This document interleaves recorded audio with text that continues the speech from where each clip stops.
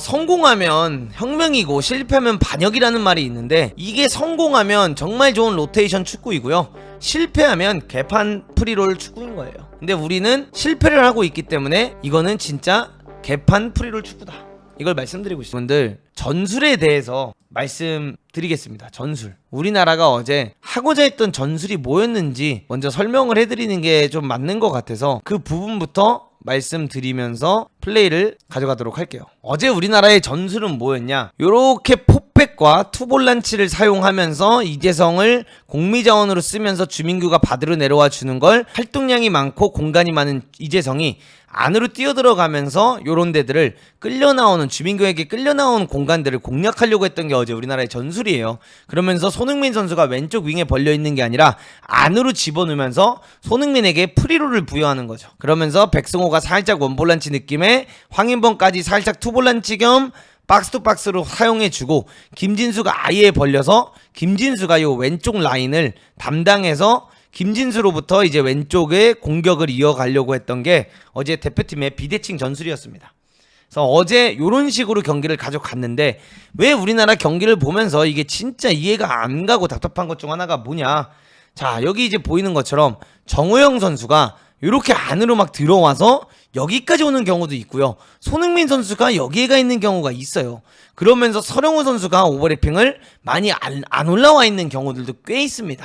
그러면서 우리는 어떻게 되냐, 태국이 여러분들 안을 보호하고 이렇게 좁게 쓰고 있는데 우리나라 선수들은 다 어떻게 돼 있냐, 다 좁게 서 있는 경우가 굉장히 많이 나와요. 그러면서 상대가 만약에 이게 이제 태국이어서 다행이지, 여기 서 있는 선수가 요르단의 알타마리 혹은 여기 있는 선수가 요르단의 알나이마트라고 생각을 해보세요. 여러분들 어떻게 되겠습니까? 이게 잘리죠. 그러면 요 패스가 이어지게 되면 알타마리가 치고 나가면서 김영권, 김민재, 그리고 늦게 내려오고 있는 수비형 미드필더 한 명이서 요거를 막아야 되는 장면이 너무 많이 나오는 거죠. 이게 무서워지는 거예요. 그러다 보니까 요렇게 공격이 되면 김진수가 늦게 내려오게 되고, 결과론적으로 손흥민 선수가 왼쪽 윙으로 출전을 했었는데 왼쪽 윙에서는 수비적으로 크게 도움을 못 줄 거고, 그러면 김진수는 만약에 상대가 공격을 어느 정도 잘하는 팀이라고 하면은 항상 2대1의 상황을 맞을 수밖에 없는 장면이 김진수에게 많이 나올 거고, 그리고 오른쪽에도 반대로 서령우가 올라가거나 올라갔다가 내려오는 상황이면 정우영도 여기서 막 안으로 들어가고 막 이렇게 프리롤처럼 좀 돌아다니면서 뛰다 보니까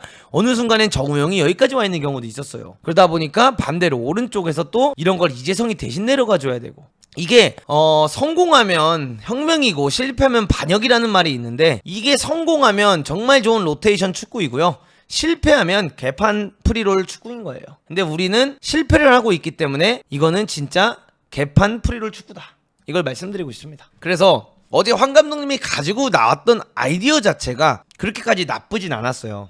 진짜 아이디어 자체는 저는 괜찮았다라고 생각을 합니다. 김진수 선수면 충분히 좋은 선수이기 때문에 김진수 선수를 왼쪽을 맞게끔 이렇게 만들어 놓고 손흥민을 안으로 이렇게 집어넣는 것까지도 좋아. 그리고 주민규가 이렇게 있는 것도 좋고, 이재성 선수가 프리롤로 뛰면서 주민규를 도와주는 것까지도 좋아. 그리고 손흥민이 이렇게 안으로 들어오니까 이재성이 어제 뭐 했죠 많이? 요런 데서 오히려 요 하프 스페이스 침투를 많이 해주면서 왼쪽을 공략했기 때문에 여기까지도 좋다 그거야. 근데 이렇게 했으면 둘 중 하나는 선택을 해야 된다는 거예요. 손흥민에게 이 자유를 줄 거면 적어도 저구형은 이 터치라인을 밟고 서있게 하던가, 저구형까지 안에 집어넣고 축구를 할 거였으면 서령우를 아예 벌려놓고 라인을 밟고 김진수랑 이 둘이 밟게 해놓고, 김민재가 여기 오고 뭐 백승호가 여기로 내려오면서 김영건이랑 쓰리볼란치를 만들면서 황인범이 요 아래 중심을 만들게 해주던, 요게 아니라면 김민재랑 김영건을 이렇게 해놓고 백승호랑 황인범이 더블 볼란치를 쓰면서 조현우를 더 높게 올려서 빌드업을 가져가던,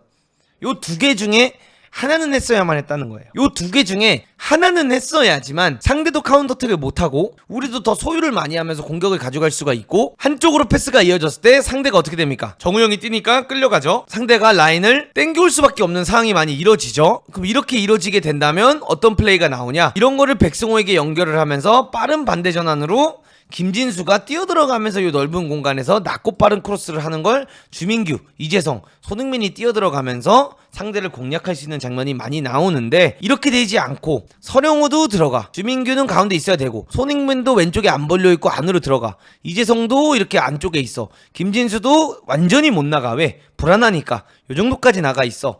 거기다가 황인범도 어느 정도 올라가서 게임을 뛰어.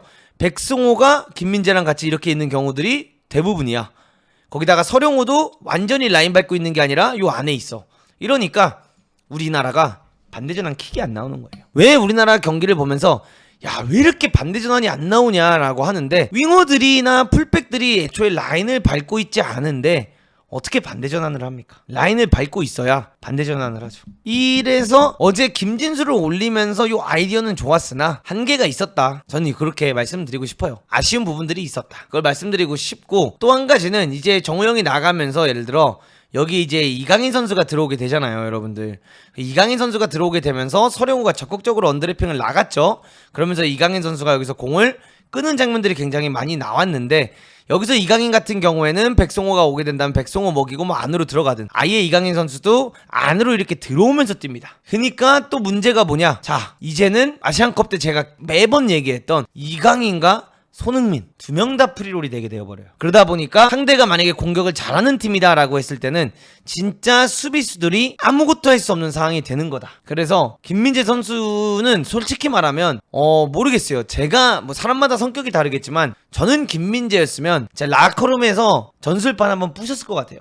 아니 뭔 놈이 다 프리롤이야. 아니 좀 균형을 잡고 밸런스를 맞추면서 경기를 뛰어야지. 왜 이렇게 돌아다니면서 뛰냐는 거야. 이렇게 뛸 거면 이기던가. 맨날 1대0 1대1 뒤지게 쳐맞고 맨날 스위스들은 실점해야 되고, 이게 진짜 빡칠 것 같아요. 저는 김민재라면 진짜 저는 김민재라면 진짜 빡칠 것 같고, 천하의 아르헨티나도 여러분들 프리롤을 2명 주지 않아요. 천하의 아르헨티나도 메시를 가장 들뛰어도 되는 자리 공격수에 그냥 태워놓고, 자, 관여가 전혀 안 되는 자리죠. 보세요. 메시가 공격수에 서 있다고 생각을 해보세요. 그리고 나머지 선수들이 투볼란치에 뭐 공미 둘에 뭐 이렇게 뛰고 있다고 생각을 해보세요, 여러분들. 메시가 여길 내려와도 어떻습니까? 한 명만 올라가주면 끝나는 거예요. 그러다 보니까 균형이 계속 잡힌다는 거죠. 그리고 나머지 선수들 디마리아가 됐던 누가 됐던 이 선수들은 자리 딱 지키면서 뛴다는 거예요. 아무리 디마리아가 잘해도 메시에 맞춰서 본인의 밸런스를 맞추면서 경기에 맞게끔 뛴다는 거예요. 그렇기 때문에 이 진짜 다음 우리나라 대표팀 감독으로 오실 분은 둘 중 하나를 선택을 해야 됩니다. 이강인에게 프리롤을 줄 것이냐, 손흥민에게 프리롤을 줄 것이냐, 그 선택을 해야만 해요. 아니면 2명 다한테 프리롤을 주고 싶다 한다면 방법은 마지막 한 가지가 있습니다. 둘을 스톱으로 쓰면 돼요.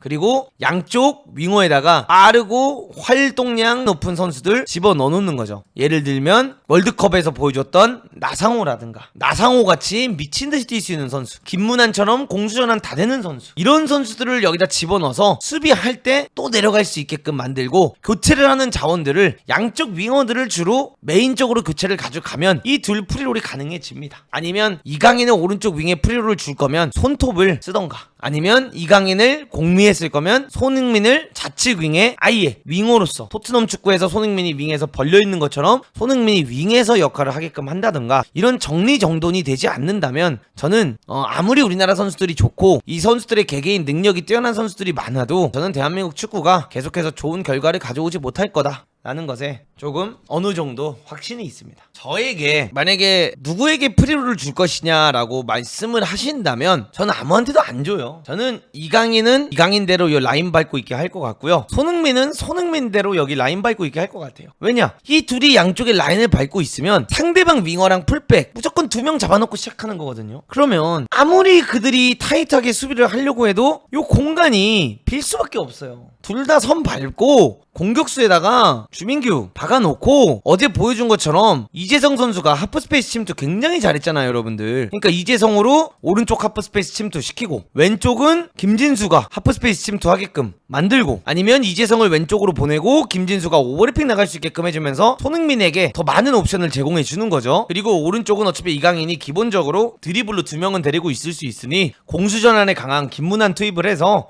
김문환의 공수전환을 활용해주고, 그리고 백승호가 됐든 누가 됐든 수비형 미드필드 서주면서 투볼란치 느낌으로 가주고, 그리고 김민재랑 김영건 해서 저는 이렇게 김민재 프리롤로 씁니다. 유일하게 이 팀에서 프리롤을 받았을 때 우리가 이득을 볼 수 있는 유일한 선수는 김민재다.